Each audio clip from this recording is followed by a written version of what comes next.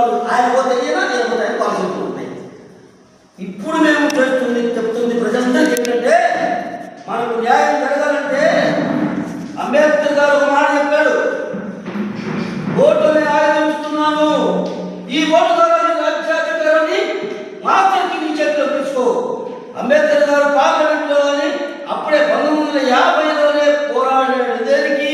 అందరికీ ఓటు కావాలి. మహాత్మా గాంధీ గారు ఏమన్నా రాజులకు, పెత్తందారులకు, పట్టణాలకు మాత్రం సరిపోతుంది ఓటు, మిగతా పొద్దున్నాడు. జవహర్లాల్ నెహ్రూ గారు ఏమన్నా రైతులకు పొలాలు ఉన్నవారికి, అందరూ 100 ఎకరాలు ఉన్నారు, రైతులకు పొలాలు మాత్రమే పొలాలు ఉన్నవారికి కావాలన్నారు. కానీ పటేల్ గారు, సర్దార్ వల్లభాయ్ పటేల్ గారు చదువుకున్న వాళ్ళకి మాత్రమే ఓటు హక్కున్నారు, అది కూడా డిగ్రీ పోస్ట్ గ్రాడ్యుయేషన్ చేసిన వాళ్ళకి. కానీ అంబేద్కర్ గారు ఈ దేశంలో పుట్టిన 18 సంవత్సరాలు నిండిన లింగ భేదం లేకుండా ప్రతి పౌరుడికి ఓటు హక్కు ఉండాలని పోరాడి సాధించింది ఈ ఓటు హక్కు మనకి బాబాసాహెబ్ అంబేద్కర్ గారు. ఆయన మనకు చెప్పింది ఏంటంటే, నీ ఓటు వేసుకో చాలు, ఓటు అమ్ముకోవద్దని. కానీ మనం ఏం చేస్తున్నాం? డబ్బులకో, సారాయికో, పలావు పొట్టాలకో, ఏదో ఒక వాళ్ళు ఇసులే బిస్కెట్లకో మీకు పదవులు వేస్తున్న ఆశ చూపుతున్నాం, ఆశపడి ఓట్లు వేస్తున్నాం. కానీ రాజ్యాధికారంలోకి వచ్చే అధికారం ఉంటుందండి. ఒక్కొక్క నియోజకవర్గంలో 1,00,000 పదవులు ఉంటాయి.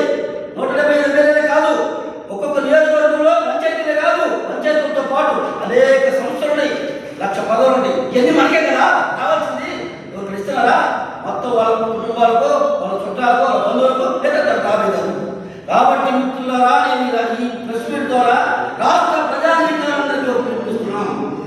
మేము ఈ నెల 27 నుంచి బయలుదేరుతున్నాం. రాష్ట్రం మీద ప్రతి జిల్లాలకు వస్తాం. మీరు మా మాటలు విని న్యాయం ఇస్తేనే మాకు సపోర్ట్ చేయండి. మేము చేస్తున్నది న్యాయమైన పోరాటం. మాకు ఏ రాజకీయ పార్టీ వ్యతిరేకం కాదు, ఏ రాష్ట్ర ప్రభుత్వం వ్యతిరేకం కాదు. మా హక్కులు మేము అడుగుతున్నాం.